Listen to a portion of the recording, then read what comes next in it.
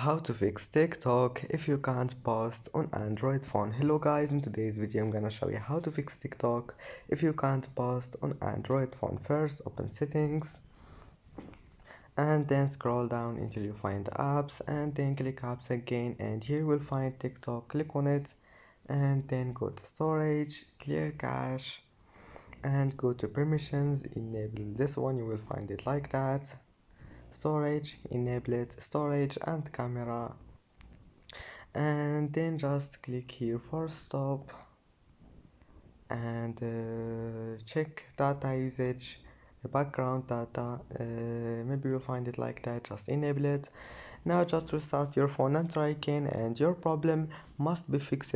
And that's it for today's video. Don't forget like and don't forget subscribe, and thank you for watching this video until the end, and see you in the next video.